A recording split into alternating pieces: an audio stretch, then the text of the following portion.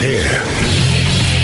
Now, broadcasting from the underground command post, deep in the bowels of a hidden bunker, somewhere under the brick and steel of a nondescript building, we've once again made contact with our leader, Mark Levin. You're listening to the best of the Mark Levin Show. Hello, everybody. Mark Levin here. Our number, 877-381-3811, 877-381-3811. Tons to cover with you today. Much of it fascinating. Over 300 newspaper editorials condemning the president for calling the press the enemy of the people. But he didn't call the press the enemy of the people. He called the fake news the enemy of the people. And, of course, the self-serving leftists on these editorial boards, the overwhelming majority of which endorsed President Trump's opponent, Hillary Clinton, for President of the United States, continues this facade, this fabrication, that there's an attack on the free press in this country. There's not an attack on the free press in this country. The most powerful man in the country, the most powerful man in the government, hasn't lifted a finger to do anything against a free press or freedom of the press. What many in the press are doing is un-American, and they know it. They're liars by omission and commission. They're propagandists by omission and commission. And they know it. And they're, in many respects, an ideological cabal. Now, how do we know that? They just revealed themselves. Over 300 of them. And there's more. Oh, but those are the editorial pages. They're not the news pages. I know, it's worse on the news pages. Because they're even less transparent than the editorial pages. As I've been saying over and over again in the course of the last few months, this president hasn't sought legislation, like John Adams did in his party, the Federalists, to curb the press, to criminalize differences of opinion. This president, unlike Lincoln, of whom I am an enormous admirer, and I understand what he did at the time, hasn't directed that any member of the media be thrown into prison without habeas corpus. This president, unlike Barack Obama, who was a disgrace, has not unleashed the FBI and our surveillance tools against the media, certainly not to the extent Obama did. As a matter of fact, Obama's use of federal law enforcement and eavesdropping on the media surpassed virtually every president before him combined. But there wasn't a cabal of editorial page articles and opinions accusing Obama of threatening America, was there? So you see, the problem is not an attack on freedom of the press or a free press. The problem is the people in the media, not all, but too many, who are frauds, who are ideologues, on the news pages and on the editorial pages. And it is the American people who've taken notice. That's why multi-billionaires have had to sweep in and save them, like the New York Post, saved by the richest man on earth, Bezos. Like the New York Times, 17% of it is owned by a Mexican billionaire, a telecommunications giant. Bloomberg News, owned by a billionaire. And all the rest of them. All the rest of them. NBC, MSNBC, unless there's been a change of ownership, Comcast. CBS, part of a conglomeration. Nobody's taking down these companies. Nobody's putting them out of business.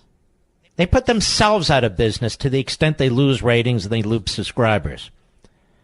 Because their product sucks. That's why CNN's ratings continue to tank. That's why MSNBC will never catch Fox. That's why network news is at its lowest ebb in modern times. That's why people go to the internet. Not even necessarily to get news, quote unquote, but to get different opinions and to pull different information from all over the world. Complete joke. Complete joke. It's not about freedom of the press or a free press. And who is it? And we've talked about this, so I'm not going to spend all day. Who is it that tries to shut down conservative talk radio every 5 or 10 years? The Democrats, the left, with the media support. Who is it, day in and day out, that attacks Fox News because there's one little cable channel, the biggest, I might add, but one little voice, it's not even a uniform voice, that does not march in lockstep with all the rest of them. And they insist on it. They insist on groupthink. They insist on it. So often the news on these other networks is about other news people who don't toe the line. So freedom of the press as a constitutional matter is as safe as it's ever been. The press itself is as sick as it's ever been, is as unprofessional as it's ever been, is as ideologically driven as it's ever been, is filled with propagandists as it's ever been. The press is very sick. Freedom of the press is as strong as ever. Now, that is a distinction that the low IQ left, particularly hosts and so-called reporters in the very media I'm talking about, will not understand. So I'm not talking to them. I'm talking to you. Now we have this guy, Brennan. Former CIA director, now is a victim, you see. He's a victim. Donald Trump, they say, is acting like a dictator. Nobody's ever seen this before. Some of the generals and admirals, some of the Obama generals and admirals are standing up for Brennan. One of them said that, why don't you revoke my security clearance? Well, why don't you surrender it, pal? What's with the drama queen stuff? I even see a spattering or splattering of little pieces about how this raises a constitutional issue. Really? Brennan, the private citizen, he has a constitutional right, a statutory right, a regulatory right, some kind of vested right to retain a security clearance? No, you don't understand, Mark. That's not it. The issue is, what basis can you revoke it? Well, the commander-in-chief can revoke it on any basis he chooses to revoke it. You don't have a constitutional right in all things. They don't have a constitutional right to have access to security information. It's on a need-to-know basis, and the president gets to decide who needs to know. Mr. Brennan has abused whatever authority, whatever tradition he was operating under before. He is a vile, poisonous mouthpiece of the left who makes himself available to media and who's paid by media. There's no constitutional issue. That's not to say some judge wouldn't rule that way. We have a lot of knucklehead judges out there. They're taking over environmental issues. They're taking over immigration issues, worse than I've ever seen. And over at Conservative Review, my buddy Daniel Horowitz is working on a piece related to this. But lawlessness is not a standard by which the President of the United States should comply, is it? Now, I addressed this Brennan matter on the radio last evening, but I also addressed it on Hannity last night. And we'll play some of this. Then we're going to move on to a number of other things, including the Manafort jury. First day, no decision, but they asked some very interesting questions. You know, you try to read the tea leaves. I'm not making predictions, of course. But let's take a listen. This is Hannity last night. Cut one, go. We have never had a former communist who literally, we now know, spread Russian lies to disinform, propagandize the American people to impact a presidential election either. These are unprecedented times. See if we can unravel this from the fabulously stupid Omarosa media. First of all, apparently the fact that Brennan voted for a Stalinist who was funded by the Soviets, the Communist Party USA, was very attractive to Barack Obama, who made him CIA director. Think about that. So how did this man ever get a security clearance? I'm curious about this. Now, a couple of things. The president is looking at Brennan. He revokes his security clearance. Professor Dershowitz needs to know that's a privilege. That's not a right of security privilege. The fact of the matter is nobody's stopping Brennan from speaking. In fact, nobody could stop. He has a big mouth. He will never shut up. He'll go on TV and be the kook that he is. The idea that he has a right to access to information because he served in the Obama administration at the CIA is a preposterous argument. But of course the ACLU will take up the case because they take up a lot of stupid cases. That's number one. Number two, who else is the president looking at? Comey. And people who are keeping score, Comey is a Republican. How many times have the media told us, Mueller's a Republican, Comey's a Republican, and even they questioned the president. Okay, you got a Republican. And by the way, for the media, most of these people the president are looking at are white. I know that's very important to you. Now, Comey was fired at the recommendation of Rosenstein. Comey was a leaker, and he absconded with government documents when he left. His security clearance should be pulled. McCabe is under criminal investigation, the number 2 from the FBI. Never before in history, media, his security clearance should be pulled. Peter Strzok was just fired, the guy in charge of counterintelligence investigations for misconduct. His security should be pulled. James Clapper committed perjury. He lied to the American people and Senator Wyden and that committee long time ago. His security clearance should have been pulled. Bruce Orr, another one. Pulled. Yates, another one. Not because the president has a problem with Democrats or liberals. He has a problem with these people. And we haven't even gotten to the unmasking issue yet. So this is not a First Amendment issue.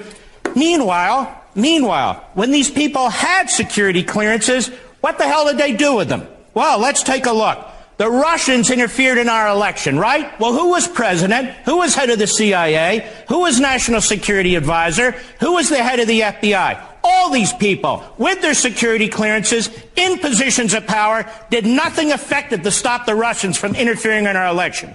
They did nothing to stop China from stealing our technology. They did nothing to stop North Korea's nuclear program. And even worse, they awarded the the terrorist regime in Tehran with $150 billion, right? With $150 billion and provided them with a pathway to nuclear weapons. Good job, boys and girls in the Obama administration, with your security clearances. The fact that Obama appointed these people and gave them security clearances is not the obligation of this president to let them retain their security clearances. There is no constitutional issue. That's just nonsense. And again, one of them's a Republican, so that makes this all okay. All right, and briefly, one more cut, and then we'll move along. Cut 2, go. Mark, I'd take away all their clearances. I'd take away all their clearances, too. But the fact of the matter is, we really need to focus in on the conduct of these individuals.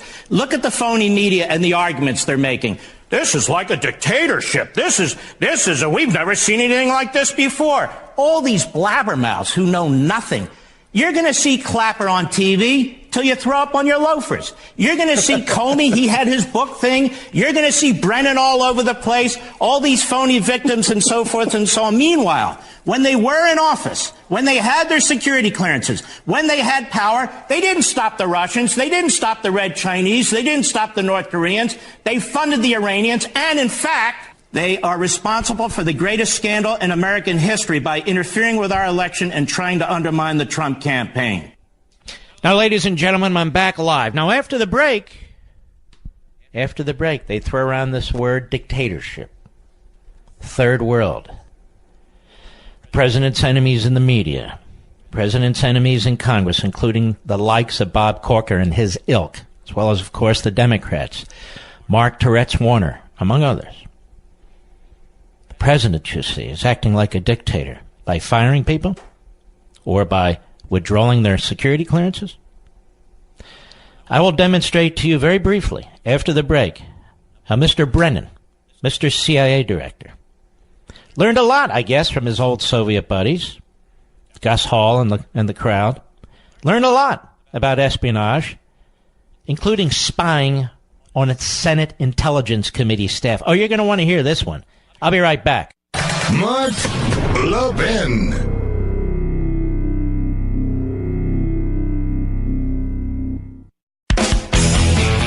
This is Mark Levin wishing you a happy Labor Day. Now back to the best of me. March 11, 2014, Dianne Frankenfeinstein is the chairman of the Senate Intelligence Committee, and she is furious at the CIA being run by Brennan. Go.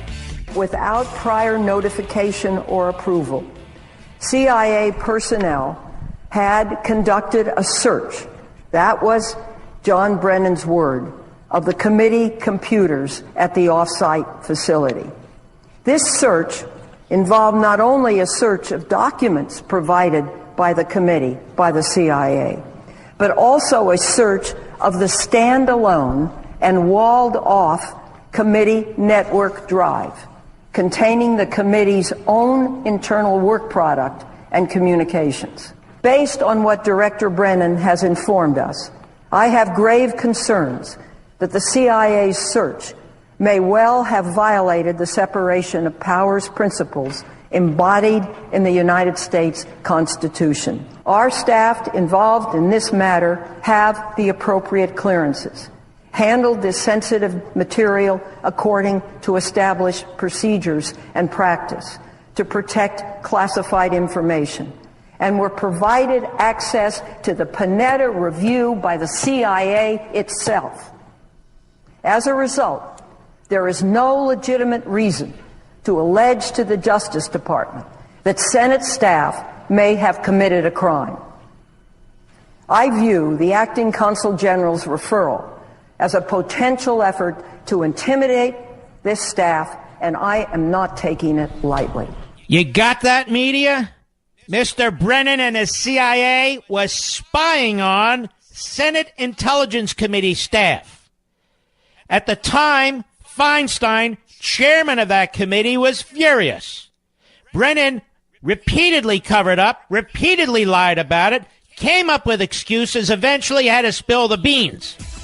But you had the CIA director, spying on Senate Intelligence Committee staffers, going into their records, in their computers that were off-site. Now there's fascism. Now there's dictatorship. And they defend this man and his security clearance. Damn be all of them. I'll be back.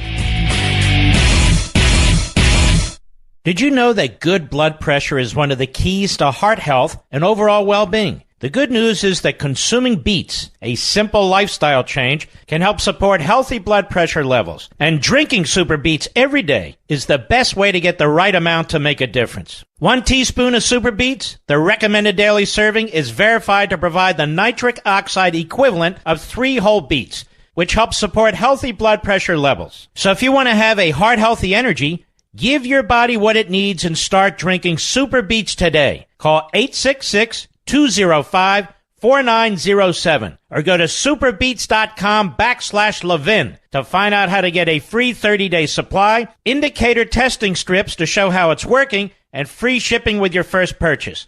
Call 866-205-4907 or go to superbeets.com/Levin. That's superbeets.com/Levin today. This is the best of Mark Levin. Happy Labor Day. Mark Levin, America's passionately cerebral voice. Talk with that voice now. 877-381-3811. The audio I played for you is actually a video. It's on the internet. Any news department in America could have pulled it and played it any time during the last 24 hours.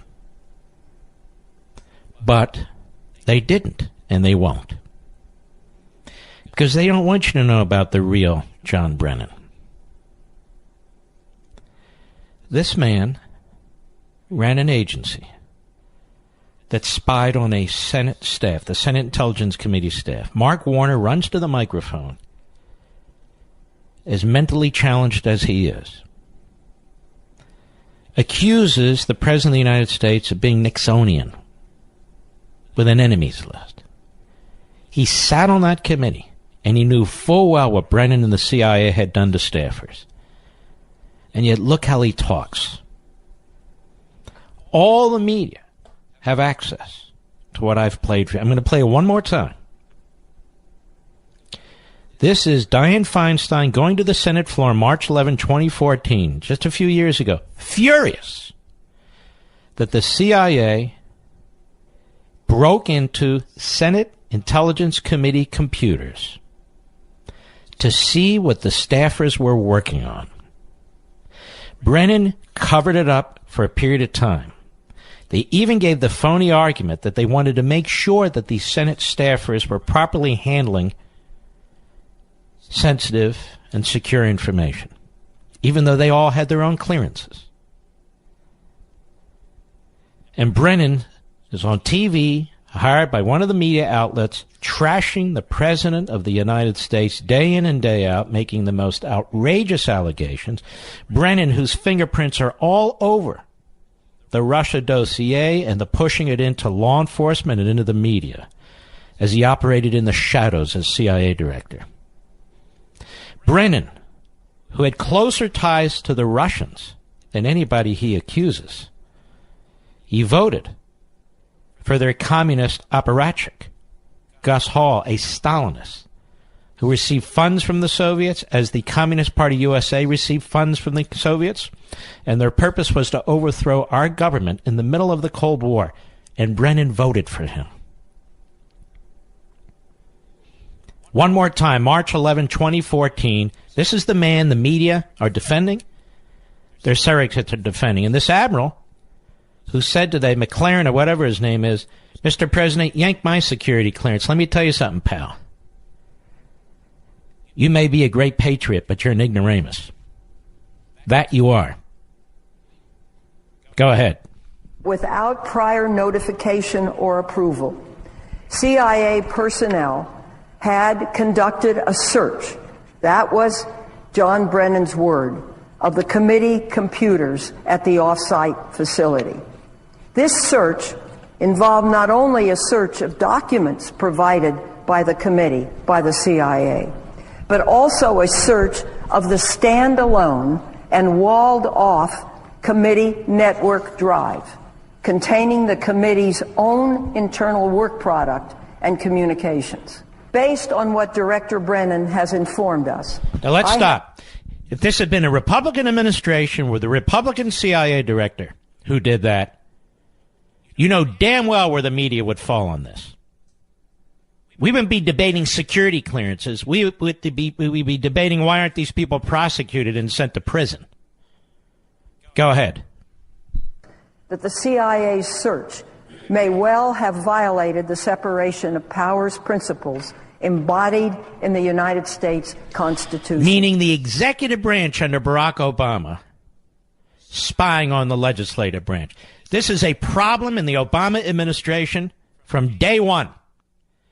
Whether it's unleashing the FBI against the media, whether it's putting a spy in the Trump campaign, whether it is the dossier and Christopher Steele, whether it's Mr. Stroke and Ms. Page and McCabe and Comey, whether it's the phony FISA warrant and the unmasking of American citizens, including Lieutenant General Michael Flynn. Go ahead. Our staff involved in this matter have the appropriate clearances, handled this sensitive material according to established procedures and practice to protect classified information, and were provided access to the Panetta review by the CIA itself. As a result, there is no legitimate reason to allege to the Justice Department that Senate staff may have committed a crime. I view the Acting Consul General's referral as a potential effort to intimidate this staff, and I am not taking it lightly. Mm-hmm. See, it is we who stand for civil liberties, not them, folks. It is we who stand for civil liberties. It is we who stand for the rule of law and privacy and the Constitution, not them. It is we who stand for freedom of the press and freedom of speech, not them. It is we who stand against an all-powerful centralized government, not them. And this is what we're battling, constitutionalism versus progressivism. It's exactly what's going on. And progressivism reaches a point where it becomes openly tyrannical. And you're seeing it with your own two eyes right now. Now, I'm not going to play all the audio we have of these Democrats. Joaquin Castro, Democrat, Texas. Eric Swalwell, Democrat, California. And on and on and on. On and on and on. Defending Brennan. But I will play you Jim Sciutto, who used to serve in the Obama administration and worked with CIA Director Brennan as a national security advisor to then President Obama. And he's reporting on CNN today on this issue as if he's an objective journalist, which of course he's not. He asks if Putin is cheering Brennan losing his security clearance. Well, of course he is. Maybe Brennan was a source to him. Anyway, cut 5, go. Julia, you cover Russia well. You had the president in Helsinki a handful of weeks ago stand next to the Russian president and question the intelligence community's assessment, dismiss it, really. Now you have a president firing a former leader of the intelligence community and citing the Russia investigation. Does Putin cheer this kind of thing? Stop. Now this is what they call news. There's nothing newsworthy about a man who served in the opposite administration, in the opposite party, who embraced opposite policies, who worked with the individual who is being reported about, not asking questions, but making statements like this. For a correspondent from GQ magazine. GQ magazine has a correspondent? I'm afraid it does. Gentleman Quarterly. And of course, she's a leftist. Is Putin cheering about this? Go ahead. Of course he does. It's just more chaos, more kind of dismantling of the U.S. system, of the transatlantic alliance. All right, an idiot. That's why she's stuck at Gentleman Quarterly magazine. Next thing you know, she'll be writing for Nature. Or whatever. So I just wanted to put a fine point on this.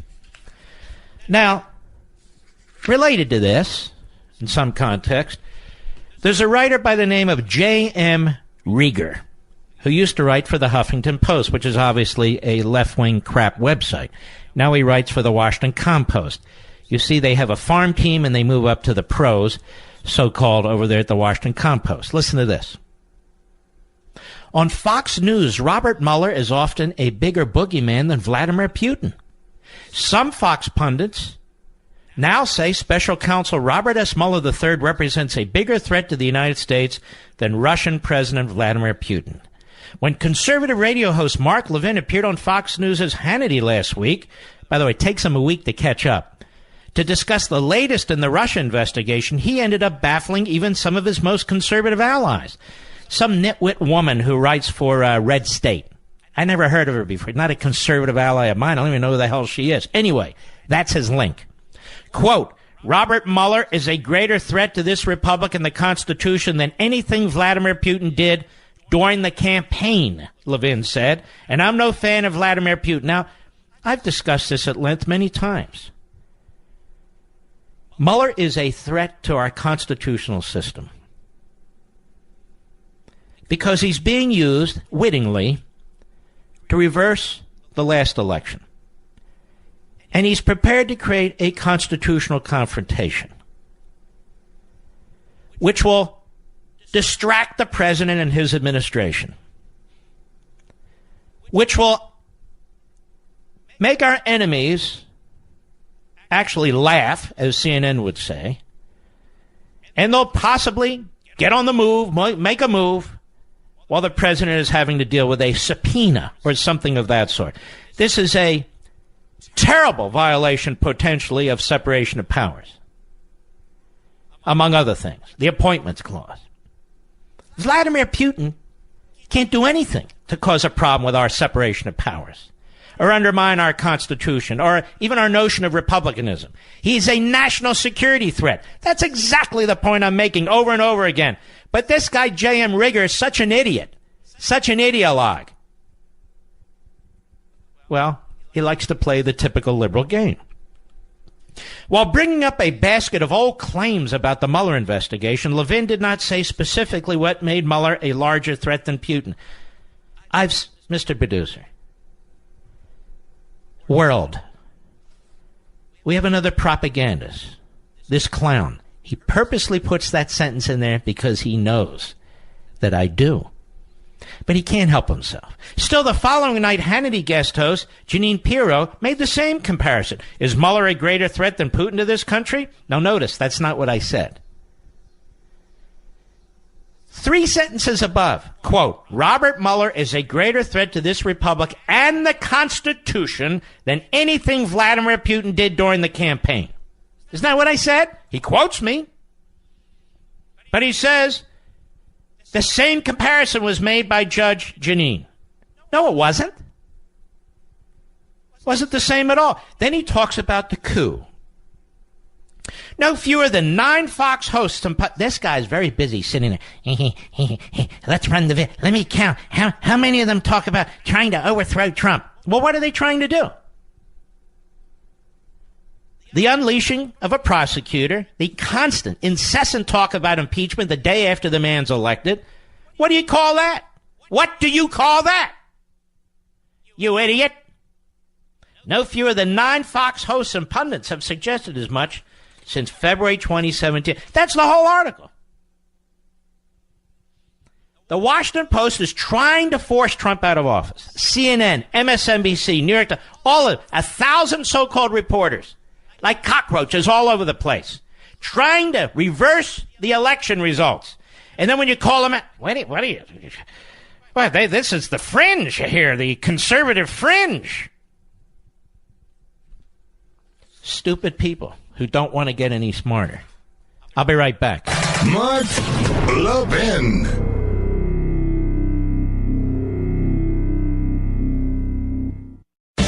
This is Mark Levin wishing you a happy Labor Day. Now back to the best of me. You know, I've had my share of mechanics calling me saying they found something wrong that needs replacing when I've taken my car in for an oil change. Those so-called surprise high repair bills are terrible, especially when you're not covered by a manufacturer's warranty and you're paying out of your own pocket to fix them. That's why I recommend extended vehicle protection from CarShield like we have on our 2010 Camaro. If your car has 5,000 to 150,000 miles, CarShield can save you from paying for high repair costs. Replacing your engine or even a simple sensor can cost thousands. Now, when you're protected by CarShield, you can have your favorite mechanic or dealership fix your car, and they're paid directly. It's that simple, and it's your choice. CarShield also provides 24/7 roadside assistance and a rental car while yours is being fixed for free. Get covered by the ultimate in extended vehicle protection. Get CarShield. Here's what you do. Do it right now. Call 800-CAR-6100 and mention code Levin. 800-CAR-6100, code Levin. Or visit carshield.com and use code Levin. That's carshield.com, code Levin. Either way, you save 10%. That's carshield.com or 800-CAR-6100, code Levin. Save 10%. A deductible may apply. All right. Are you as sick as I am of talking about John Brennan's security clearance? Like it affects the nation one way or another? I have to push back. It's the only reason I raise these things. And I'm hopeful the president will yank the security clearances from at least a half a dozen or a dozen more of these people. And so they'll, of course, run the news and tell us how great James Comey is, because James Comey's a leaker, of course, and he stole government documents on the way out the door. Oh, they're my private property. What an idiot. Or McCabe, who's under criminal investigation. Or Stroke, who was just fired. Or this fella, Bruce Orr, who was in the shadows, working with his wife, opposition research against the president, and at the same time feeding information to Mr. Stroke over there at the FBI. Oh, what a public servant. Then we have an admiral today. He says, writes a piece in the Washington Post. It's amazing how quickly they get these things written in these major newspapers, isn't it? Have you ever tried to write a piece and get it in a major newspaper? It's not so simple, particularly if you disagree with them. And he says that Mr. Trump is a disgrace. He's humiliated us. He's an embarrassment. And that Mr. Trump should pull his security clearance, too. These are these Obama admirals and generals. Why don't you just surrender your security clearance, pal? What do you need it for? You're done. You're retired. Just surrender it. But he won't. He wants to make a spectacle. And so the left has succeeded in politicizing our intelligence agencies. They were involved in the last election. They've succeeded in politicizing the FBI. They were involved in the last election. And now they've succeeded in politicizing the military. Because this is what they do. They destroy institutions and traditions and customs while claiming you're doing it. Now, there's a lot more to get to. This subpoena issue may be coming to a head should Mr. Mueller foolishly, stupidly, arrogantly issue a subpoena for the President of the United States to appear before a federal grand jury or some other form of physical appearance of a president. A president has never appeared in front of a grand jury. So this issue should be quite interesting. But more than interesting, this is exactly what I was talking about when the idiot over at the Washington Post couldn't comprehend. Well, he probably comprehended what I was talking about, but he didn't want to. It's better to paint somebody as a kook or to attack people as racists and so forth. It is amazing. We have the greatest scandal in the history of this country from a political perspective. Greatest. And the vast majority of the media are either involved in it by fielding leaks by the perpetrators, or ignoring it, or trying to deflect on behalf of Obama, his officials, and the Democrat Party. That's how much they hate Trump. Notice they didn't write editorials, 300 or 400 newspapers. They didn't write editorials when Barack Obama sicked the FBI on their colleagues. No. Why would they do that? They didn't write editorials when Talk News came under attack. No. That is talk radio. Or when Fox comes under attack. No. Or when we all come under attack and the Democrats try to nationalize the internet. No, that's not a problem. You see, they're afraid of the president's words. Fake news. Enemy of the people. Little self-serving, don't you think? I'll be right back.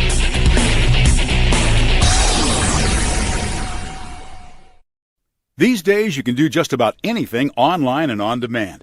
It certainly makes our lives easier, right? Well, now you can even get postage on demand with Stamps.com. That's right. With Stamps.com, you can buy and print real U.S. postage for any letter or any package right from your computer 24 hours a day, 7 days a week, when it's convenient for you. My clients expect their shipments fast, and Stamps.com helps me deliver. You, too, can access all the services of the post office right from your home or office. Send any letter, any package, anywhere. Just click, print, and mail. It's that simple. Stamps.com saves you money, too. They give you postage discounts you can't get at the post office, and it's a fraction of the cost of expensive postage meters. And now we have a special offer from Stamps.com for our listeners. The offer includes a 4-week trial plus postage and a digital scale. No long-term contracts. To get this special offer, simply go to Stamps.com, click on the microphone at the top of the homepage, and type in bunker. That's Stamps.com, enter bunker. He's here. Now, broadcasting from the underground command post, deep in the bowels of a hidden bunker, somewhere under the brick and steel of a nondescript building, we've once again made contact with our leader, Mark Levin. You're listening to the best of the Mark Levin Show. Hello, everybody. Mark Levin here. Our number, 877-381-3811, 877-381-3811. Well, the Democrats have nominated an individual in Florida they know who cannot win. That is, he cannot win if he comes fully out of the closet and exposes his socialism, his radicalism. A study was just done that indicates that this gentleman, Mr. Gillum, would raise corporate income taxes to 40%. 40%. I suspect he'd push for income taxes, federal income taxes, because that's what radical progressives do, to redistribute wealth. He believes in single-payer Medicare, which will destroy Medicare for those who already receive it, and destroy all remaining private health care plans. Finally, putting the knife in the heart of private health care. He believes in sanctuary cities. You take the radical position that's out there from the left, and Mr. Gillum supports it. That is why today none of that is being debated. Instead, we have a lie.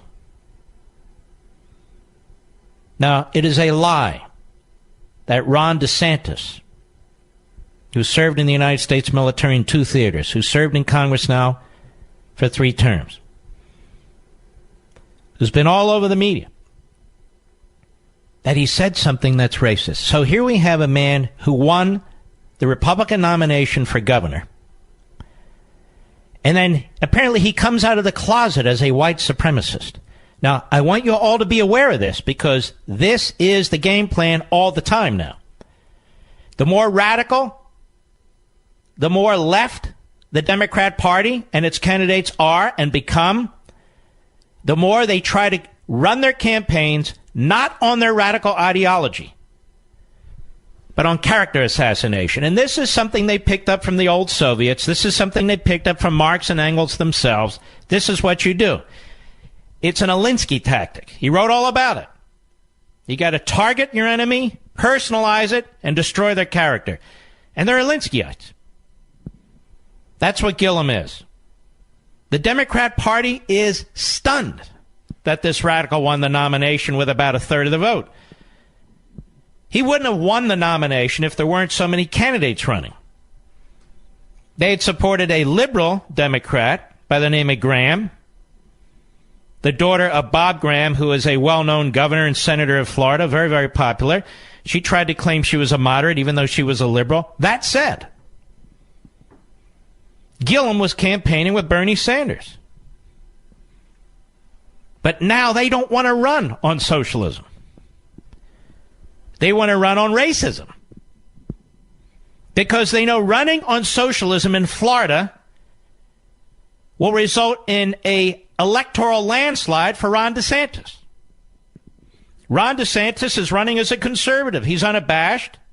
He's unequivocal. He's articulate. He's charismatic. He's a good-looking guy. And he walks the walk.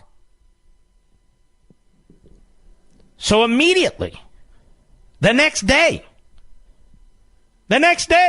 they pull the race card. Now, I want you to hear this interview. Perfectly innocent. Go ahead, Mr. Producer. Well, look, I mean, Florida elections are always competitive, and this is a guy who, although he's much too liberal for Florida, I think he's got huge problems with how he's governed Tallahassee. He is an articulate spokesman for those far left views, and he's a charismatic candidate. And I watched those Democrat debates. None of that was my cup of tea, but I mean, he performed better than the other people there. So we've got to work hard to make sure that we continue Florida going in a good direction. Let's build off the success we've had on Governor Scott. The last thing we need to do is to monkey this up by trying to embrace a socialist agenda with huge tax increases and bankrupting the state. That is to monkey this up. Did you hear him call Gillum a monkey, Mr. Producer? I didn't hear that, did you? Did you hear him make any reference whatsoever to Mr. Gillum's race? Did you hear that? No. To monkey this up, this is a phrase people use all the time. Don't throw a monkey wrench into the system. Don't monkey it up. In other words, don't screw things up, and so forth and so on. And so, of course, the Democrat Party jumps, as they must. They jump. And so now, going on 2 days, I guess, the issue is, what did he mean by monkey up? He called the other candidate and said he was monkeying up. No, that's not what happened. And by the way, it's up there or has been on the Drudge Report all day. So the left narrative is spread all around the media. All around the media. The left's narrative is out there being pushed.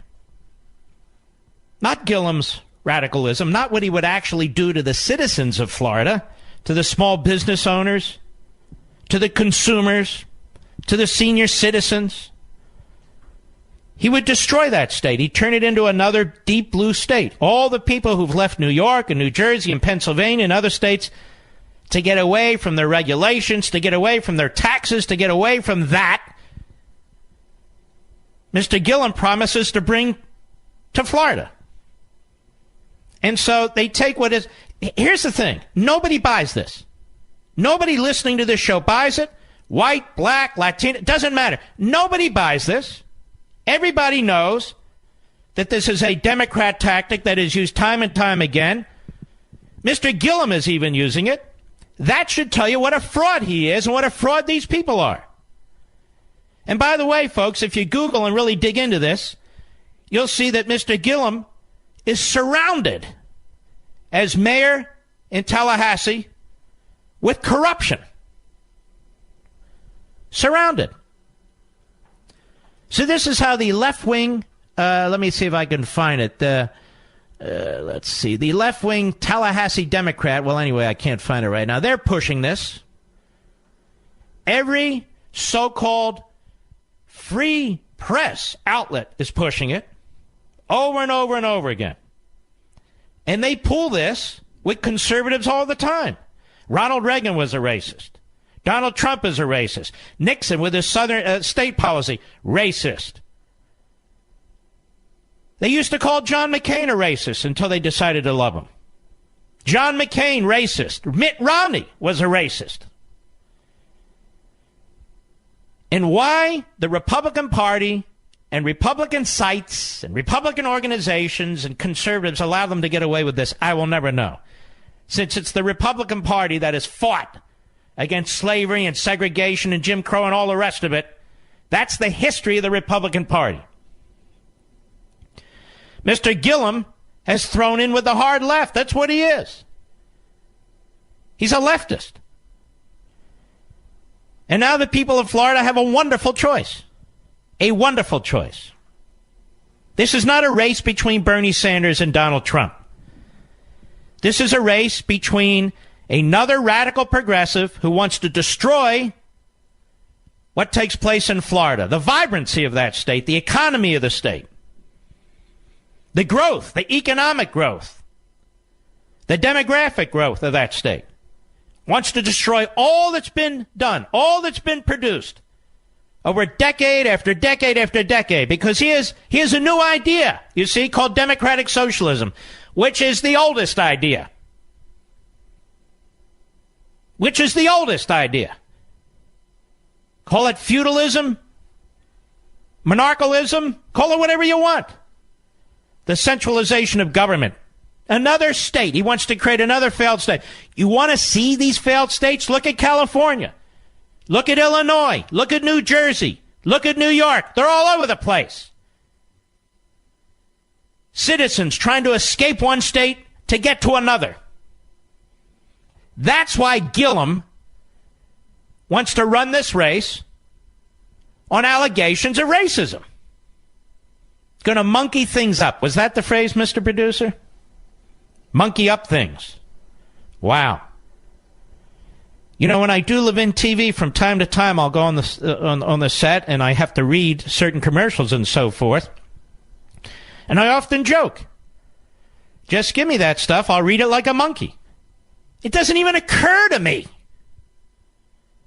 that that has a racist connotation. Now, of course, you can use it in a racist connotation, but this is what's very interesting about the left and their mind games and how diabolical they are. The reference to monkey is an absolute racist use of the word when it is applied to a race. It is disgusting and it is disgraceful. It is perfectly legitimate when it is applied to a situation like Ron DeSantis was mentioning. Monkey things up, meaning, you know, a monkey. Throws things around, runs around, does this, does that, does that. The Democrat Party in Florida Mr. Gillum, their new nominee, who they really don't even want. Now, that's an interesting story about racism within the Democrat Party. The Democrat establishment didn't get behind Gillum, did it? And the media in our country want this to be about racism. They're obsessed with it. Not because they believe it. Not because they believe it, because they cannot win elections unless they destroy the unity of the country. Unless they undermine all the progress that's been made, certainly since the Civil War, certainly since the Civil Rights Movement. They cannot succeed unless they divide us, unless they promote racism. That's why they attack Tiger Woods. That's why they attack anybody who doesn't fall in line. Ron DeSantis for governor in Florida. We can wish it would be a debate about the issues and the ideas and what each candidate stands for. But the Democrat Party in Florida, they are embarrassed by their nominee. He was not the establishment's choice. They are embarrassed by their nominee. They nominated a radical socialist. And now they got to deal with the consequences. I'll be right back. Mark Levin.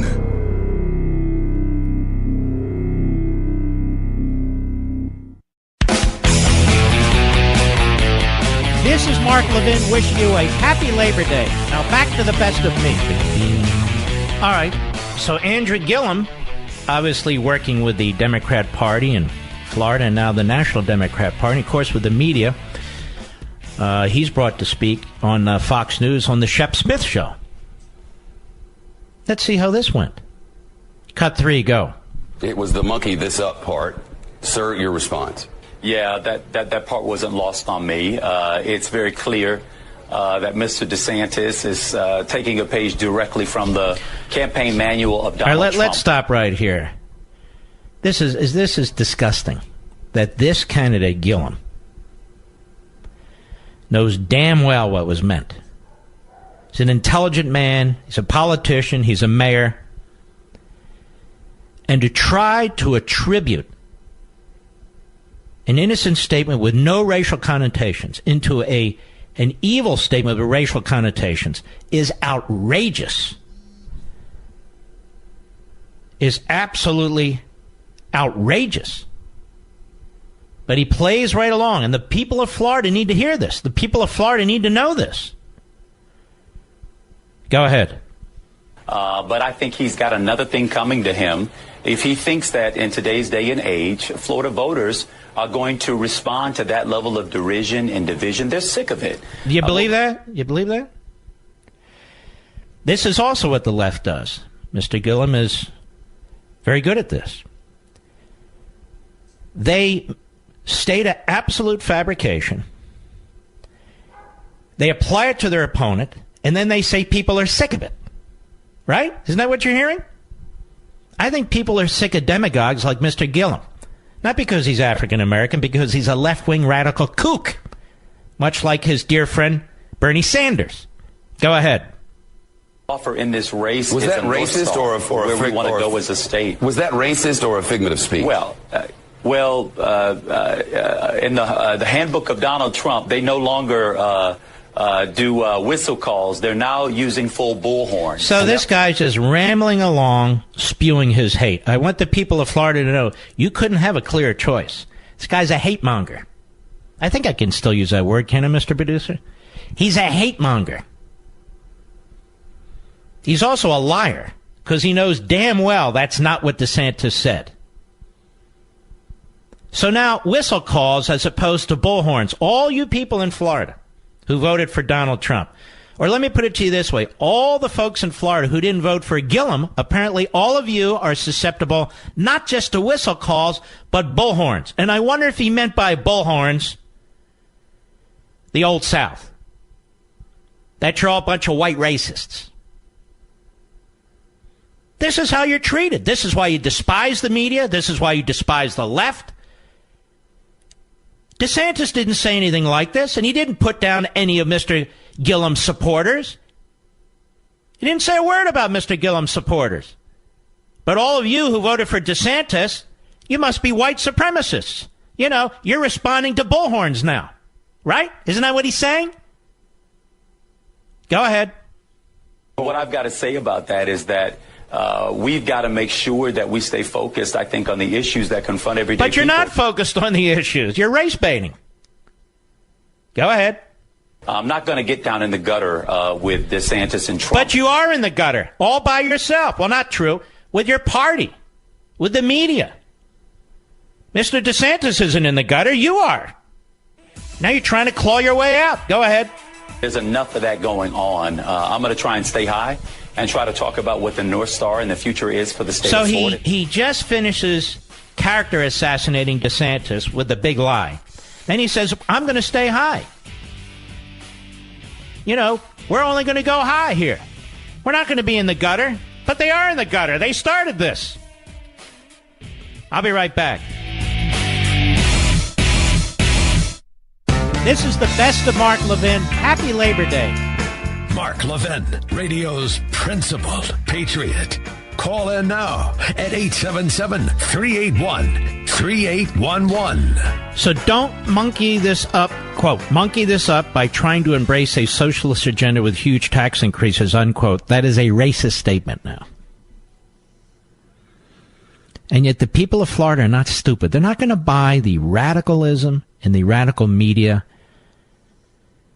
One of the things that's actually quite sad is what the Democrat Party has done to itself. A guy like Gillum, he's one of their young leaders. It's really too bad that young people, millennials, if you wish to call them that, looking to the Democrat Party, looking to Democrat leaders, have to listen to socialists who race bait. Imagine if their leaders, still liberal, would actually debate ideas and issues, as opposed to this stuff. Now, if DeSantis was a racist, why play around with the word monkey? Monkey this up by trying to embrace a socialist agenda with huge tax increase. Why not just say it if you're a racist? Because he's not. The question I have is Mr. Gillum a racist? For taking this issue and twisting it like this and using it and smearing his opponent. Does it cut both ways? Remember when they tried to do this to Mitt Romney? Phrases that he used, other people. This is supposed to be a battle of ideas. How does this help the people of Florida, the citizens of Florida? But this guy, Gillum, is a radical. And Floridians are not radicals. People go to Florida to escape the smothering taxes and regulations in parts of the other country, of the rest of the country. They have no state income tax. They have limits on property taxes. They have a medium sales tax. I believe it's 6%. It's really a very well-run state, as states go. But Gillum wants to turn Florida into California. He wants to turn Florida into New Jersey. He wants to turn Florida into New York, or worse. Or worse. Now, we do have some audio, if I can find it, of course, of what he has said. And let's see here, Mr. Producer. Where is he with the let's get rid of ICE? Can you help me? I had to wake up, Mr. Producer. Yeah, number 5. Let's hear this. He's on CNN. Go. They're already coming for you based on your message. Ron DeSantis, the Republican nominee, had a statement last night about you, Andrew Gillum. He says you want to abolish ICE. You do, correct? We want to replace ICE with the Department of Justice, an entity that has not been tarnished in the same way as ICE has. Oh, that's pretty funny. I would love to ask all these people who want to get rid of ICE, do you know what ICE does? So they want to get rid of ICE because the most radical, irresponsible elements in their coalition oppose ICE. What does ICE do? Fundamentally, what does ICE do? ICE is, I believe, the first or second largest federal law enforcement agency. The Border Patrol handles the border and areas near the border, and ICE goes into your communities to find MS-13, to find kidnapped people, to look for criminals, and to put them through the deportment process. Why would you want to get rid of ICE? And what is the Department of Justice? What is the Department of Justice going to do? What are they going to do? Send the antitrust lawyers? The civil division lawyer? What are they going to do? Send Robert Mueller on the board? Well, that actually might be a good idea. But what are they going to do? See, this is a very slippery, silly connivance. I have something to replace ICE. The Department of Justice. That'll replace ICE. Go ahead. He says you want to abolish ICE. You say you want to replace it. That's basically the same thing. He says you want $1 billion tax increase. He says you want single-payer health care system as Florida. You do want Medicare for all, correct? I am a champion for treating health care as a right and not a privilege. Now, why are you a champion of anything? You're a politician. You've been a mayor. He's a champion of treating health care as a right, not a privilege. Well, as I've said before, ladies and gentlemen, if health care is a right, then all of you veterans, you have a right to health care whenever you want it, wherever you want it. You have a right to whatever medicine that you need and whatever care you need. And you have a right to have it timely, immediately. What does that mean, it's a right and not a privilege? What it means is he's a socialist. And what he also means is health care is a right, but actual medical treatment, that's a whole other story. Is health care a right in Venezuela? Yes, it is. Health care was a right in the old Soviet Union. Health care is a right in Cuba. Really? And are people going there for treatment? No, they're not. Why? Because you can't get it. If you get it, it's lousy. Go ahead. Right. And expanding Medicaid in the state of Florida for over 700,000 people who right now don't have access to I'm telling you, you're going to have income taxes in Florida. This guy's elected because you can't pay for any of this stuff any other way. So Florida will turn into every other state. I'm just telling you now. He's going to destroy Medicare. He's going to destroy Medicaid. He's going to destroy your tax system. He's going to destroy the quality of life because that's what socialists do. They don't create a shining city on the hill. They create a depressing, bleak environment. Go ahead. This state about $6 billion in federal money that should be coming to Florida that right now is being distributed to other states. But I happen to believe that that's not left or right or center, that's basic and common for the everyday people. Yeah, it's not left, right. You see, he's got the talking point. So he's a radical leftist, and DeSantis is a racist. But hey, he's for uniting the people of Florida, and of course, he's not right, left, or center. He's just, you know what? Maybe he's not. He's radical, hard left. That's where he is. Go ahead. They need it, and as governor, it's my job to deliver that. Oh, okay.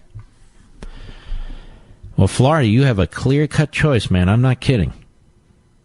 Clear-cut choice.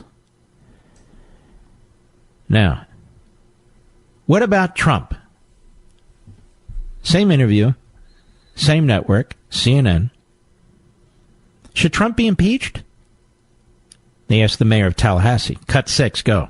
It won't be your job if you are elected governor, but do you think the president should be impeached? Now, stop right there. Isn't that a lovely question? The question has absolutely nothing to do about what he would do as governor. Why doesn't he ask him, do you favor a state income tax? Where are you going to come up with the money on Medicaid? Well, we get that from the federal government. It runs out. All the states are left holding the bag under Obamacare. Go ahead. Absolutely do. I think he's already incriminated himself by interfering with the Department of Justice, firing Jim Comey, of whom I'm no fan of, but basically obstructing justice. And ever since that time, he has only driven deeper down a pretty dark hole. So there you go. Every imaginable kook, radical position you can think of. He embraces. And not only that, then he pretends it's not Republican, it's not Democrat. So Trump should be impeached. Medicare should be destroyed and replaced with single payer. Medicaid should be massively expanded to include all sorts of pay level, income level of people. There should be a 40% corporate income tax rate. What's this guy running for? Is he running for president of Cuba or what? The old Soviet Union's dead, I thought, except apparently in the minds and heart of the radical left in the Democrat Party. Go ahead. For himself, but for this country. Yeah. Now, who's this fellow? Who is Michael Starr Hopkins, Democratic strategist? I talked about this the other day. People keep showing Democratic strategist, Democratic operative. I've never heard of these people before, but apparently he served on Obama and Hillary campaigns. Michael Starr Hopkins, and he's so brilliant that I believe this is MSNBC, not CNN. That he was brought on MSNBC. Cut 4, go. Do you accept the fact that he may not have meant this in a racist way? No, absolutely not. He knew where he was when he said it, and he knew the audience he was talking to. And just to build upon the previous... Why do leftists insist that non-racist things are racist? Have you thought about that? Why do they insist? Here's a headline. DeSantis under fire for saying Florida voters shouldn't monkey this up by electing Gillum. That's not what he said. He didn't say Florida voters shouldn't monkey this up by electing Gillum. That's not what he said. He said Florida voters shouldn't monkey this up by embracing socialism. Absolutely incredible. We'll be right back. Mark Levin.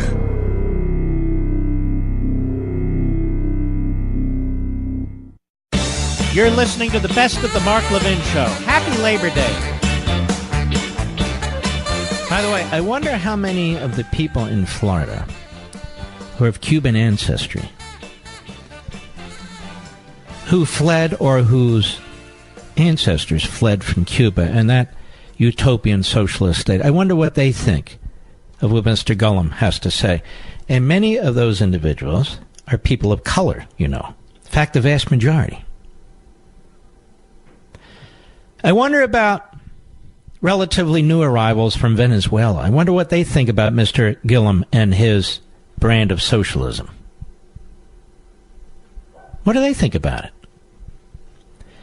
Most of the people who flee these communist regimes and get to Florida, they don't leave Florida for, say, well, one of the blue states. They like Florida because it's free. It's a free state. The Democrats are trying to take it. They want to destroy it. They can take Florida. It becomes very, very difficult for Republicans to win national elections. They take Texas. It's impossible for Republicans to win any presidency. Now, you probably heard me talking about the recent censorship we've seen of conservative voices on social media. It's not enough for them to have a platform where people can debate ideas and share opposing views. No, the liberals have one agenda: to shut down conservative speech.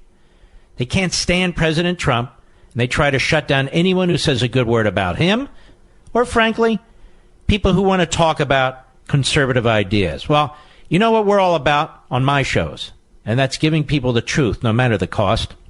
That's why we created CRTV, Conservative Review TV. It's a completely separate platform where you can get uncensored content from hosts you trust. And if you're like us, you've seen the writing on the wall, and it's time to start building this networking community of conservatives.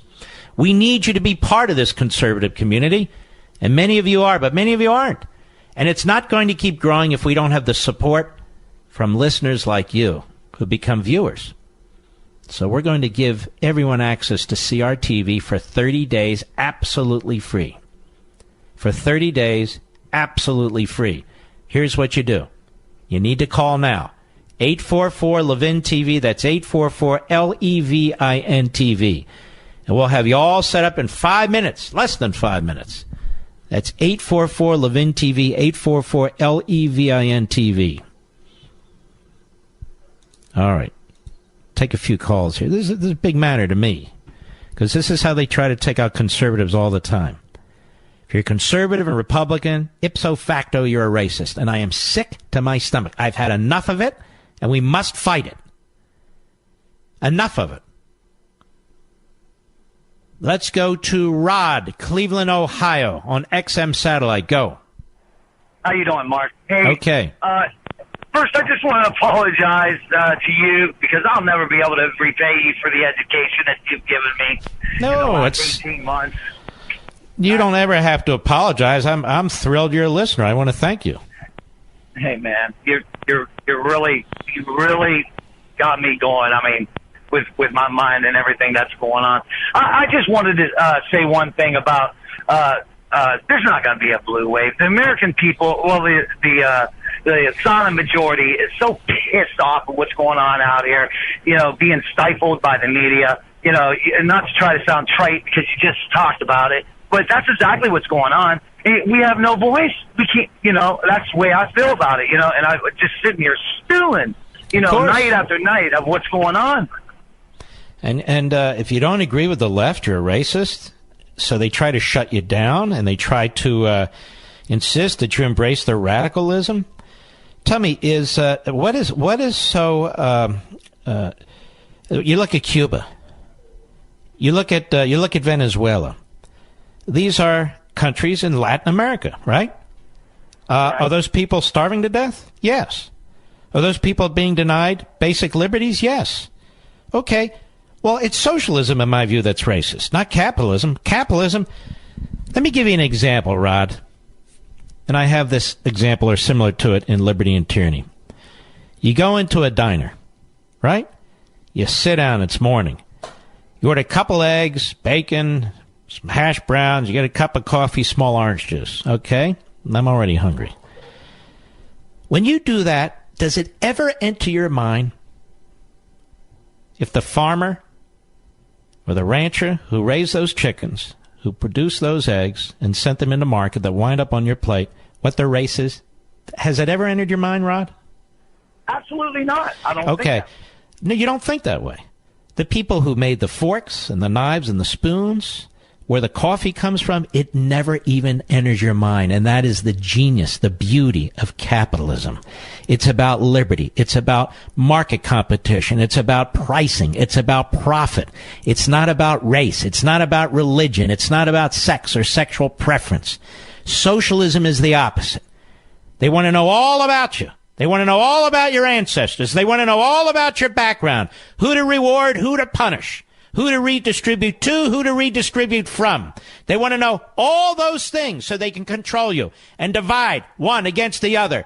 Capitalists could give a damn. Socialists care about it.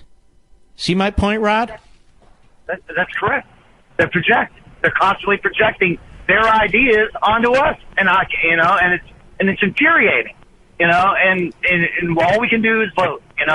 And, what do you do, my friend, if I may ask? I'm a driver. Yeah, you sound great. Load. What do you drive? Thank you. I pull oversized tractor trailer. I pull oversized loads. I'll tell you what. I don't know how you do that. It would scare the living hell out of me to turn a corner with one of those things. And I don't know how you park them, for God's sakes. Unbelievable. Seriously, when I watch these big tractor trailers go by, I salute, because that's nothing I could do. Look, there's certain things I know I can do and certain things I know I can't do. So you call and thank me for this show, which I really, really appreciate. And I want to thank you for making sure I eat at night by moving stuff across the country. All right, brother, you take care of yourself. I'll be right back.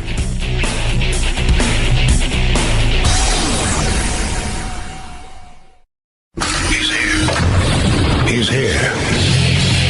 Now, broadcasting Broadcasting from the underground command post, deep in the bowels of a hidden bunker, somewhere under the brick and steel of a nondescript building, we've once again made contact with our leader, Mark Levin. This is Mark Levin wishing you a happy Labor Day.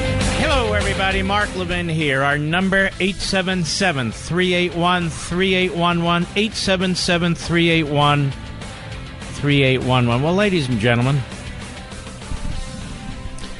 also predictable. Amoroso, the dragging down of public discourse, the phony issues. My question for the media generally, are you happy with yourselves? Are you happy what you're doing to this society? The Amorosa media, the Stormy Daniels media. Here's the thing.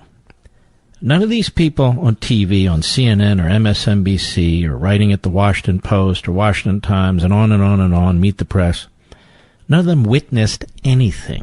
These so-called reporters haven't witnessed anything. But they want to believe Amoroso. So they bring her on TV, or they debate her words, and then in some cases pretend they should be dismissed, but in other cases promote them. The president reacts, and of course, they call him a racist.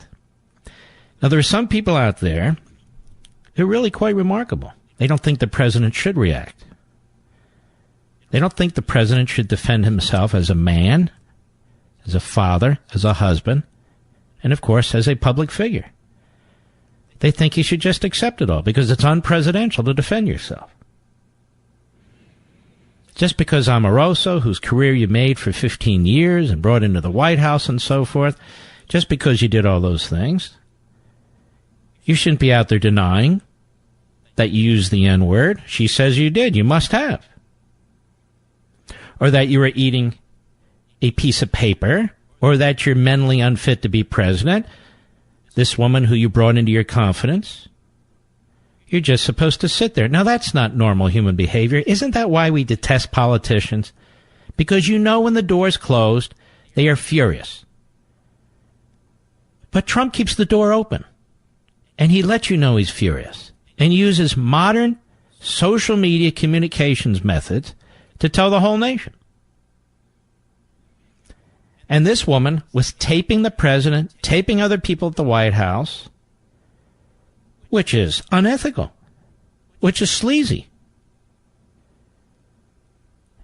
And somehow the president should know better than to hire somebody like that. President should know better than this. The president should know better than that. President can expect some loyalty. He can expect people who use common sense. He can expect people who are going to be decent in what they do. The president didn't do anything. The book came out. A publisher wanted to make money, Simon & Schuster, from this book.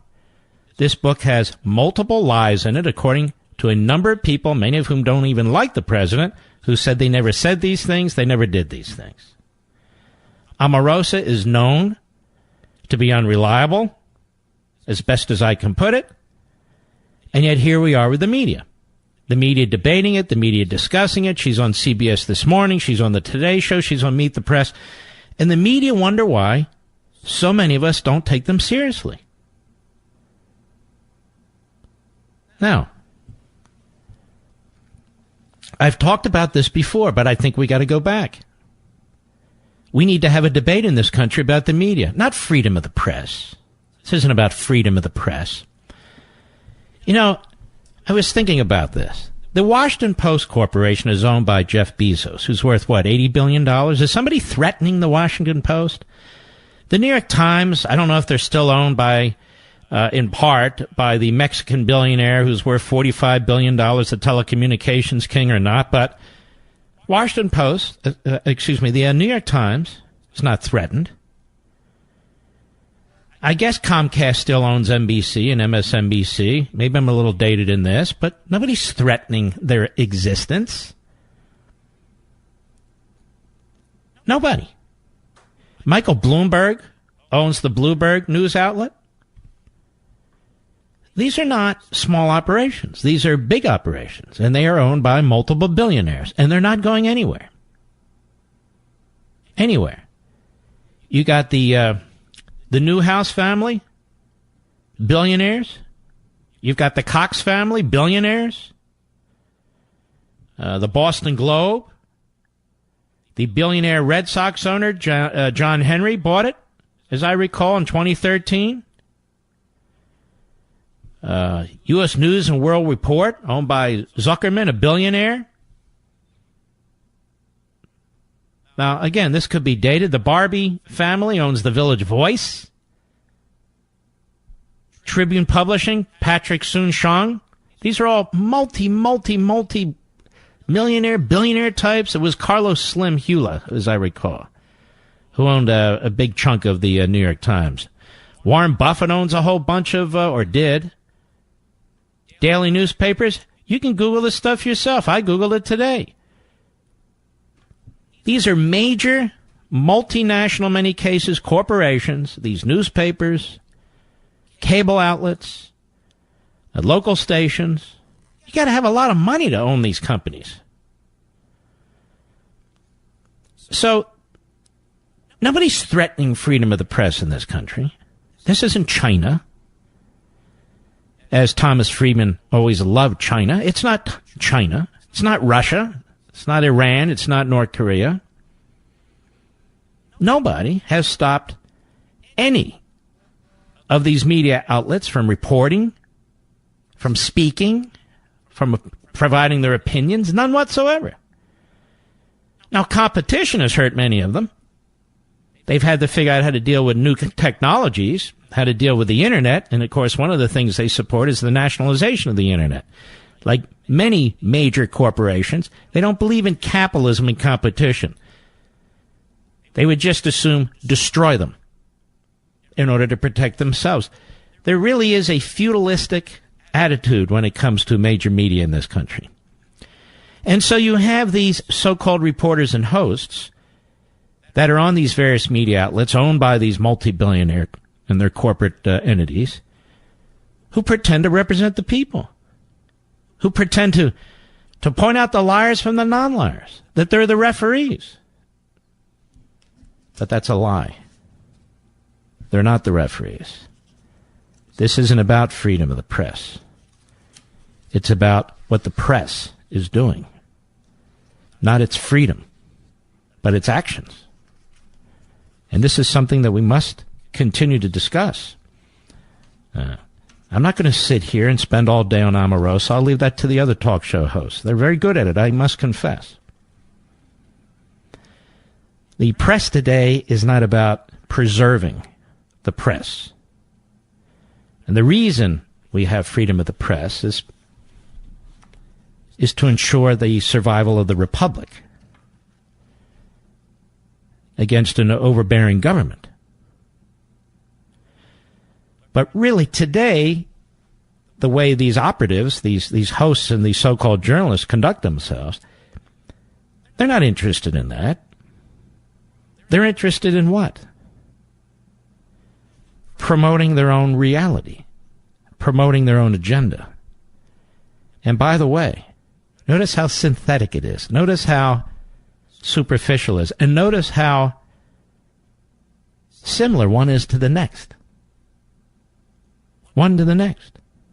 Is that freedom of the press? Now, I've talked before about these pseudo-events that the media create or the media report on to the exclusion of others. These pseudo-events, like Omarosa's book, is a non-event. It's irrelevant. Now, her taping in secure areas of the White House, that's a serious event, which gets very little attention, 10% of all the discussion. This is a pseudo-event, as Daniel Boorstin would have put it. A non-event that has become a reality because of the way the media report it and promote it, and then turn it into an anti-Trump meme. That it's Trump's fault that Omarosa is there, that it's Trump's fault that she wrote a book, that it's Trump's fault that we have to debate this, that it's Trump's fault. Now he's a racist because he called her a dog. It's Trump's fault. And he not only called her a dog, he calls lots of black people dogs. And it's Trump's fault. Even though he calls white people dogs too, still, he's a racist. And here we are. Now, this isn't news. This isn't even the purpose of a free press. This is individuals who have these cherished positions, because there are not a lot of anchors on TV. There's not a lot of hosts, relatively speaking. Not a lot of news people on TV, relatively speaking. They use these cherished positions to claim that they are defending freedom of the press and advancing the cause of free speech by creating phony issues and phony events and insisting that they're news. More on this when I return. Mark Levin.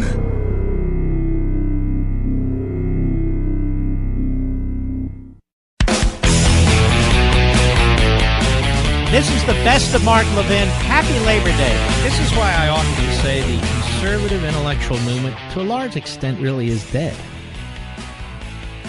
There's a few here and there. But day in and day out, even smart conservatives on TV and with microphones and with keyboards live within the world that is created for them. I don't mean by the civil society. I mean it's created for them. They live by television news and radio news and newspaper news every day. And this is how they spend their lives. Regurgitating and then reacting. Now, we all do some of that. We must.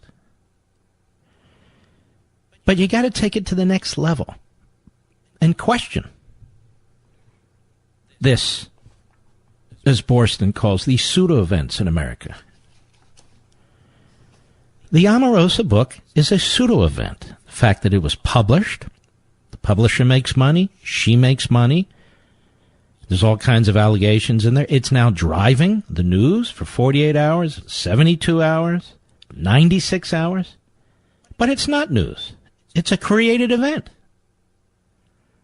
It's simply not newsworthy.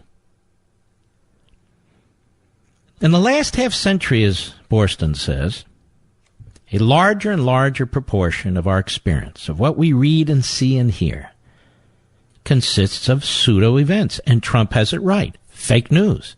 We expect more of them, and we're given more of them. They flood our consciousness. Their multiplication has gone on in the United States at a faster rate than elsewhere. Even the rate of increase is increasing every day. This is true of the world of education, of consumption, of personal relations. It is especially true of the world of public affairs. A full explanation of the origin and rise of pseudo-events would be nothing less than a history of modern America. It's so true. Then came the news gap, historically speaking, became so narrow that in order to have additional news, quote unquote, for each new edition or each new broadcast, it was necessary to plan in advance the stages by which any available news would be unveiled. And so it gets worse and worse because of the TV or radio clock, because of the multiplicity of newspapers and so forth. Freedom of the press, we're told, is at stake. That was once an institution preserved to the interest of the community. Now it's often a euphemism for the prerogative of the reporters to produce their synthetic commodity. And yet, this is what they wrap themselves in, freedom of the press. Pseudo-events spawn other pseudo-events in geometric progression. We've talked about this. This is partly because every kind of pseudo-event being planned tends to become ritualized, with a protocol and a rigidity all its own. As each type of pseudo-event acquires this rigidity, pressures arise to produce other derivative forms of pseudo-event which are more fluid, more tantalizing, more interestingly ambiguous. Thus is the press conference itself a pseudo-event. In other words, The presidential press conference is a pseudo event. Jim Acosta's there as a drama queen, trying to catch the president in some statement, looking for a word here or there, and that creates the news. The news creates the news, the unreality. As the press conference itself, a pseudo-event, became formalized, there grew up the institutionalized leak. And as the leak becomes formalized, still other devices will appear. Now, of course, this gets a little bit more complicated, doesn't it? It depends who's leaking. It depends what their agenda is. The recipient of the leak, the so-called reporter, depends what their agenda is or what their focus is, and that becomes news. That's the news. Of course, the shrewd politician or the enterprising newsman knows this and knows how to take advantage of it. Seldom for outright deception, more often simply to make more news, to provide more information, quote unquote, or to improve communication, quote unquote. It's always for an altruistic reason, wittingly or unwittingly. Nowadays, the test of a Washington reporter is seldom his skill at precise, dramatic reporting, but more often his adeptness at dark intimidation. If he wishes to keep his news channels open, he must accumulate a vocabulary and develop a style to conceal his sources and obscure the relation of a supposed event or statement to the underlying facts of life, at the same time seeming to offer hard facts. Much of his stock and trade is his own and other people's speculation about the reality of what he reports. He lives in a penumbra between fact and fantasy. He helps create that very obscurity without which the supposed illumination of his reports would be unnecessary. A deft administrator these days must have similar skills. He must master the technique of denying the truth without actually lying. Speculation becomes news. Supposition becomes news. Supposedly, it is illumination of the news. It's no such thing. It's a pseudo-event. More when I return. You're listening to the best of the Mark Levin Show. Mark Levin, radio's principled patriot. Call in now at 877-381-3811. So we have these pseudo-events, and they're self-perpetuating. One pile on top of another. There are real things going on in the world. Let me tell you a little story I discussed on Levin TV the other day. My wife and I were at a wedding in Chicago. And we had an Uber driver bringing us back to Chicago O'Hare. We stayed at a wonderful old hotel called the Drake Hotel. We had attended a wonderful wedding. Not ours, we're already married. And the gentleman was an older African-American. And we just got to talking. His father had recently passed away. His father was 95. He was 68. I'm almost 61. He's driving an Uber. And I said, "Why do you drive an Uber?" He said, "I retired when I was 65. I worked at a ball bearing factory for, I think he said, 37 years. And I believe the town was Evanston, Illinois, but I could be wrong. Somewhere outside of Chicago, about 30 miles. But he was born in Chicago. His father was born in Chicago. That's where he raised, and that's where he was staying. And by the way, Chicago's a beautiful city. There are dangerous parts, deadly parts, but that's the same with most cities. But the center of the city, and I didn't get to see much of it, near the waterfront, absolutely beautiful. And we didn't discuss politics. We discussed life. And we got quite friendly. We were stuck in traffic. It took us about an hour to travel, 10 miles? And he showed me on his iPhone, I believe it was, a video of him and his 1.5-year-old grandson. And he's teaching his 1.5-year-old grandson to read. It's beautiful. And he says to me, there's a real world out here. And he says, and I drive this car, and I've been doing this now 3 years as an Uber driver. And I meet many, many different types of people. All races, religions. And he said, the truth is, most of us get along just great. We get along great. We want the same thing. We want to be happy. We want a good job. We want to put food on the table. We want to take a trip every now and then. We want to have a decent retirement. We don't hate each other. We're not at each other's throats. It's a big country. And the vast majority of us get along just fine. And we want to get along. Do you get the sense, ladies and gentlemen, when you watch television news or these 24/7 cable channels, that that's what they want? That they want us to get along? Do you get the sense that they know what's actually going on out there in the world? Do you know the vast majority of the American people don't give a damn about Omarosa or her book or what's in her book or what anybody has to say about her book? Or Stormy Daniels? Stormy Daniels, think about this. Somebody's daughter who goes into pornography. And she becomes a regular featured news focus. And her lawyer, same thing. Day after day, week after week, month after month. You never heard of her before. Most of us find what she does to be utterly grotesque, that she could well have been a victim and brought into that industry. And the media exploit her. The media are exploiting Omarosa, who obviously is not well, has certain emotional and other types of issues, isn't exactly the greatest truth teller, but the media exploit her. Why?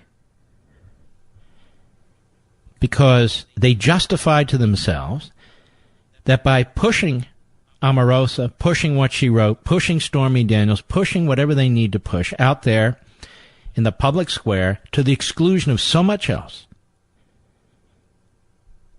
that they will advance their ideological agenda. That's not the purpose of a free press. That's not the purpose of a free press. It can occur, obviously, under the First Amendment. You're free to write what you want, unless you violate various defamation laws and so forth. But I'm not talking about that. I'm excluding that. You're fair to say whatever you want, write pretty much whatever you want, right? Freedom of the press has nothing to do with the freedom of an individual to smear somebody. It is a concept that, when put into action, has as its purpose to sustain and improve the civil society, and in our case, the republic. One of the reasons why CNN in particular, Stelter, Tapper, and the rest are constantly attacking Fox is because Fox doesn't go along with all the rest. Some individuals on Fox do, and they're specifically called out by the other media and given praise. But because Fox doesn't buckle, you can agree with Fox personalities or not, that's not the point. But because Fox is not CNN, Fox is not MSNBC, Fox is not the New York Times, the Washington Post, and so forth, it's an outlier. It is unacceptable to the groupthink that pervades so-called newsrooms. The mentality, especially since Watergate, especially since Woodward and Bernstein and the Washington Post, is we get to decide what the news is. We here in the newsroom.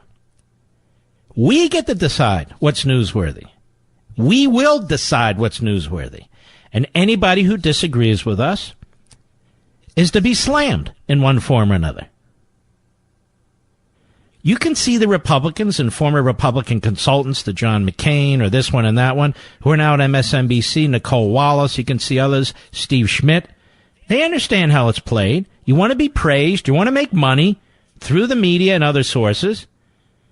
You got to join the mob.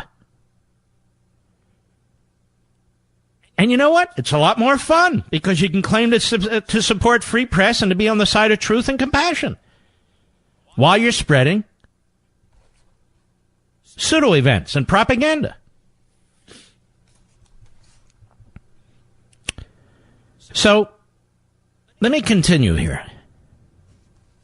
At first, it may seem strange, Borston wrote, that the rise of pseudo-events has coincided with the growth of the professional ethic, which obliges newsmen to omit editorializing and personal judgments from their news accounts. But now it is in the making of pseudo-events that newsmen find ample scope for their individuality and creative imagination. And that sums it up, because that is what they claim to be the free press. They claim to be defending the free press, but that's not it at all. They're claiming their own individual and creative imaginations. That's what they're defending. In a democratic society like ours, and more especially in a highly literate, wealthy, competitive, and technologically advanced society, the people can be flooded by pseudo-events. For us, freedom of speech and of the press and of broadcasting includes freedom to create pseudo-events. And you see, folks, that's what they want the freedom to do. Create pseudo-events. Not defending freedom of the press. Freedom of the press isn't under danger in this country. Competing politicians, competing newsmen, and competing news media contest in this creation. They vie with one another in offering attractive, so-called informative accounts and images of the world. They are free to speculate on the facts, to bring new facts into being, to demand answers to their own contrived questions. Our free marketplace of ideas is a place where people are confronted by competing pseudo-events and are allowed to judge among them. When we speak of informing the people, this is what we really mean. This is what we really mean. So the American citizen lives in a world where fantasy is more real than reality. That is, the world of the media, where the image has more dignity than its original. Now, as I pointed out a couple of months ago, here are what Borston says are some of the characteristics of pseudo-events which make them overshadow spontaneous events. Pseudo-events are more dramatic. A television debate between candidates can be planned to be more suspenseful. For example, by reserving questions which are then popped suddenly. Then a casual encounter or consecutive formal speeches planned by each separately. So when Megyn Kelly, right out of the box, went after Donald Trump with the Rosie O'Donnell question, that was a pseudo-event. That was an event intended to create drama. And that's exactly what it did. It was discussed for weeks afterwards and had an incredible impact on future debates and on the Trump candidacy, painting him in a corner. Pseudo-events being planned for dissemination are easier to disseminate and to make vivid. Participants are selected for their newsworthy and dramatic interest. So you see a lot of these people who are on, for instance, CNN or MSNBC, they bring them in because they're provocative, because they're outrageous, because they are radicals, because they will say things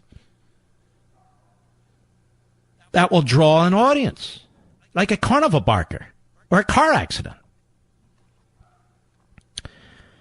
Pseudo-events can be repeated at will, and thus their impression can be reinforced.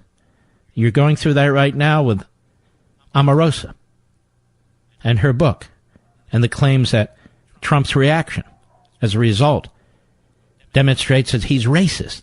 So the whole thing is phony from beginning to end. And yet that's exactly where we are. And tell me, how does this help a republic? How does this help a culture? How does this help a society? And that's the point of a free press, you know. Pseudo-events being planned for intelligibility are more intelligible and hence more reassuring. Even if we cannot discuss intelligently the qualifications of the candidates or the complicated issues, we can at least judge the effectiveness of a television performance. How comforting to have some political matter we can grasp. Pseudo-events. Knowledge of pseudo-events, of what has been reported or what has been staged and how, becomes the test of being informed, supposedly. News magazines provide us regularly with quiz questions concerning not what has happened, but concerning names in the news. What has been reported in the news magazine. Pseudo-events begin to provide that common discourse, so-called, which some of my old-fashioned friends have hoped to find in the great books. And pseudo-events spawn other pseudo-events in geometric progression. They dominate our consciousness simply because there are more of them, and ever more of them, and a never-ending list of them. Tempted like no generation before us to believe that we can fabricate our experience. Listen to this. Tempted like no generation before us to believe we can fabricate our experience. Our news, our celebrities, our adventures, and our art forms. We finally believe we can make the very yardstick by which all these are to be measured. That we can make our very ideals. This is the climax of our extravagant expectations. It is expressed in a universal shift in our American way of speaking, from talk about ideals to talk about images. And the biggest chunk that's missing from this book is this is all the creation of, established by, given birth from, progressivism. The very same things Professor Daniel Boorstin, the late Professor Daniel Boorstin, writes about in his book, The Image, can be said about academia. Pseudo-history. Pseudo-education, indoctrination, unreality, on top of unreality. Because this is what progressivism does. Same thing can be said about how progressives approach governance, economics. Unreality, pseudo-arguments about economics, about health care, about immigration. Arguments they know to be false, arguments they know to be wrong, but it's of no consequence. They make them anyway, and they repeat them. I'll be right back. Mark Levin.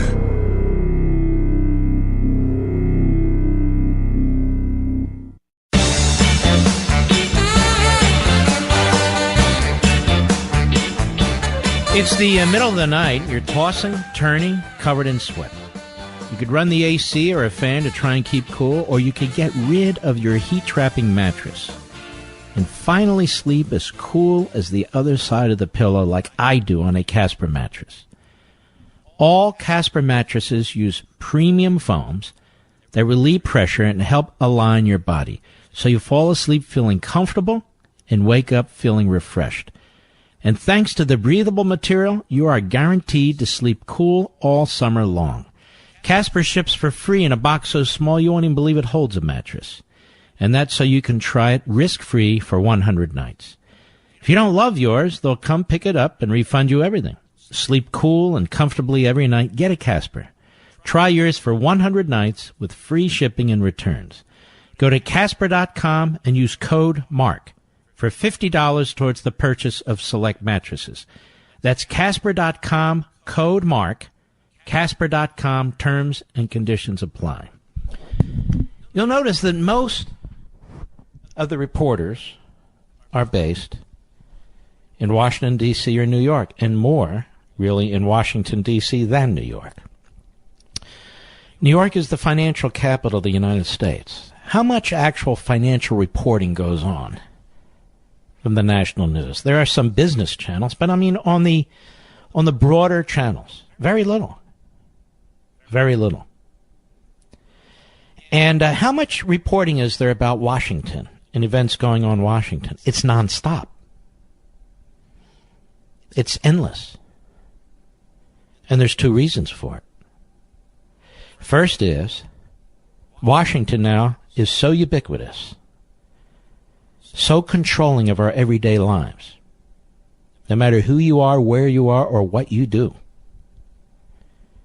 that it's central. And secondly, these reporters wouldn't know how to report stories other than about Washington, because that's where their sources are. That's where they're physically located. And everybody out there in the hitherlands, they want to wind up with a network, cable, network, satellite, whatever it is, based in Washington, D.C., where the money is, where the attention is, where the fame is. Does that sound like a real free press to you, geographically, ideologically? Does that sound like a real free press to you? Doesn't to me. All right, we'll be right back.